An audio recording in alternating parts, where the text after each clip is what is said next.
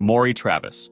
Between 2000 and 2002, Maury Travis murdered at least 12 women in the St. Louis area. The 36-year-old hotel waiter mainly targeted sex workers, bringing them to his home where he had built a torture room in his basement. He recorded his crimes on video. Travis might have continued killing if not for one major mistake. After the St. Louis Post-Dispatch published an article about victim Teresa Wilson, Travis couldn't resist responding. He sent an anonymous letter to the newspaper writing, "I'll tell you where many others are, and to prove I'm real, here are directions to number 17. With the letter, he included a map showing where to find a body. What Travis didn't know was that the map came from Expedia.com, which tracked its users. FBI investigators contacted Expedia and got a list of IP addresses that had accessed their mapping service, and one of those addresses belonged to Travis. When police searched his home in June 2002, they found his torture room, newspaper clippings about his crimes, and videos of Travis killing his victims. During questioning, he slipped up again by asking to see the murdered girls, even though police hadn't told him the women were dead.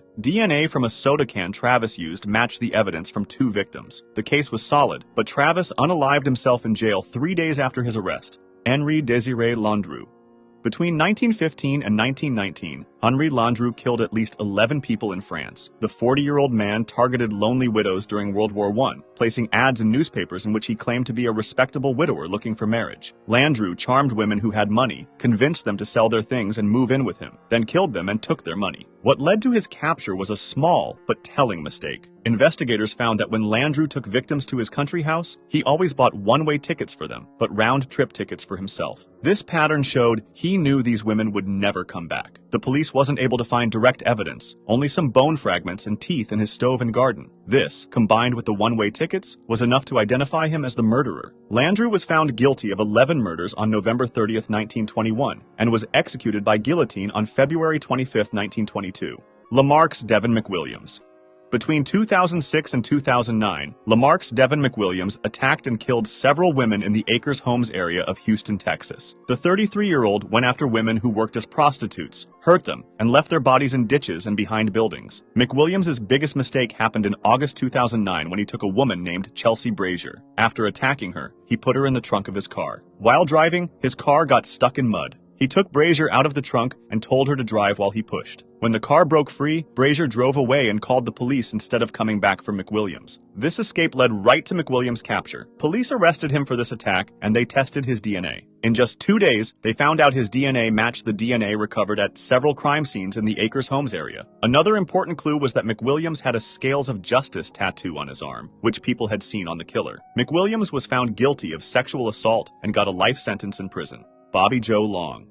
Between March and November 1984, Bobby Joe Long killed at least 10 women in the Tampa Bay area of Florida. The 31-year-old man used to dump their bodies in remote areas around the city. However, Long's worst mistake happened when he took Lisa McVeigh on November 3, 1984. He kept her for 26 hours in his apartment and attacked her many times. But unlike his other victims, Long decided to let McVeigh go. He put a blindfold on her, drove her near where he had taken her, and set her free. While held captive, McVeigh was smart and brave. Thinking she would be killed, she made sure to leave her fingerprints everywhere in Long's bathroom. She counted the steps into his apartment, noted what his car felt like, and remembered every detail she could while blindfolded. When she was free, McVeigh went straight to the police with all this information. She told them Long drove a red Dodge Magnum and gave details about his apartment. With her good description, police found Long quickly. Police arrested Long on November 16, 1984. The evidence linked him to several murders. When questioned, Long admitted to 8 killings and many other attacks. Long was found guilty and got the death penalty. After 34 years in prison, he was executed on May 23, 2019.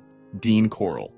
Between 1970 and 1973, Dean Corll killed at least 29 teenage boys in Houston, Texas. The 33-year-old had 2 teenage helpers, David Brooks and Elmer Wayne Henley, who would bring him victims. Corll ordered his helpers to bring boys to his house with offers of beer, drugs, or parties. Once there, the victims would be tricked into wearing handcuffs or just grabbed by force. They were then tied to a board where Corll would attack them before killing them. Corll's mistake came on August 8, 1973, when Henley brought a male friend named Tim Curley and a female friend named Rhonda Williams to Corll's house. Corll got angry about bringing a girl, and after they all passed out from drinking and drugs, he tied them up. When Henley woke up, Corll said he was going to kill all 3 of them. Henley talked Corll into untying him by saying he would help hurt the others. Once free, Henley grabbed Corll's gun and killed him. Henley then called the police and told them everything. Police found bodies buried in a boat shed, at a beach and near a lake. Both Henley and Brooks went to prison for life for helping with the murders. Wayne Williams. Between 1979 and 1981, at least 28 black men were killed in Atlanta, Georgia. Wayne Williams, a 23-year-old black man who worked in music, was caught and found guilty of 2 of these killings, though police think he did many more. Williams became a suspect on May 22, 1981, when police watching a bridge heard a splash in the water below. Williams' car was the first to cross the bridge after this sound. When stopped, he told police a fake story about meeting a singer named Cheryl Johnson, who wasn't real. 2 days later, the body of Nathaniel Cater, a 27-year-old man, was found in the river. Police believed Williams had thrown Cater's body from the bridge that night. The main proof against him was carpet fibers found on victims that matched the rare carpet in Williams' home. On June 21, 1981, Williams was arrested for killing Cater and another man, Jimmy Ray Payne. He was later found guilty and got a life sentence. Robert Berdella. Between 1984 and 1987, Robert Berdella kidnapped, attacked, and killed at least 6 men in Kansas City, Missouri. The 39-year-old antique dealer kept careful notes of what he did to his victims, who were held for days or even weeks before they died. Berdella's plan was to bring men to his house on Charlotte Street, often by offering them a place to stay or by putting drugs in their food or drinks. Once they passed out, he would tie them to his bed and start attacking them. He even took photos of his victims during the whole thing. Berdella was caught when his last victim, Christopher Bryson, got away. On March 29, 1988, after being held for 4 days, Bryson burned through his ropes using matches Berdella had left nearby. Wearing only a dog collar, Bryson jumped from a second-floor window and ran to a neighbor for help. When police looked through Berdella's house, they found scary proof. His notes about the torture, hundreds of photos of victims, a human skull in a closet, and a buried head in the backyard. They also found ropes and tools for torture all over the house. Berdella later admitted to all 6 murders and was sent to prison for life. He died from heart problems while in prison on October 8, 1992, at age 43. Charles Cullen.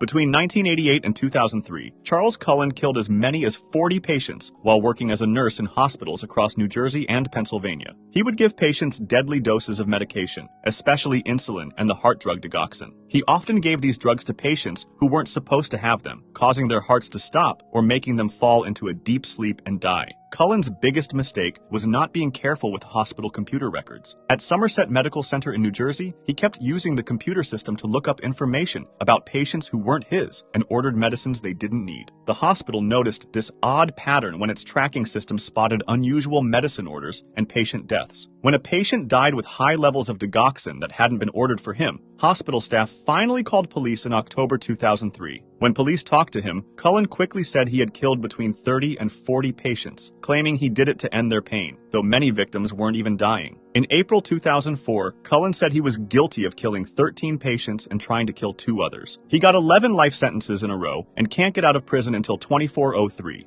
Keith Hunter Jesperson.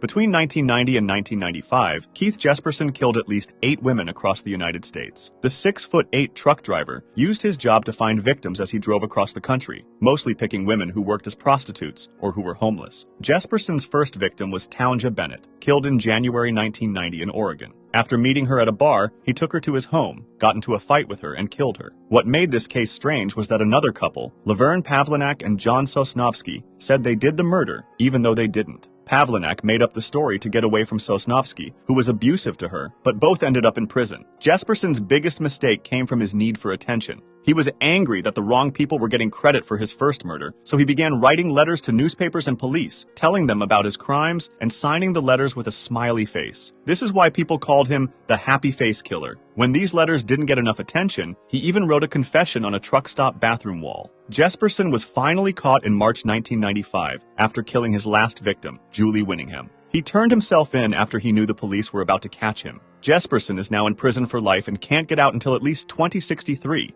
Alexander Pichushkin.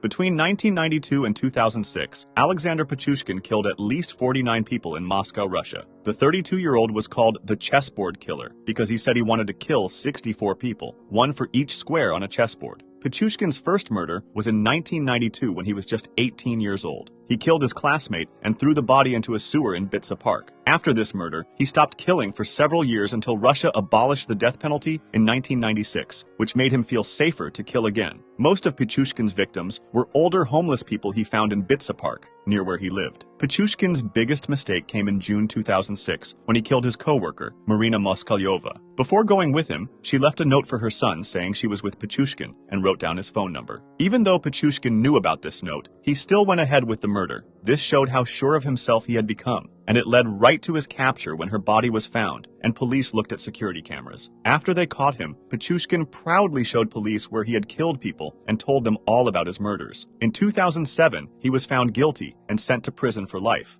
If you liked this video, subscribe for similar ones or join my Discord to suggest another.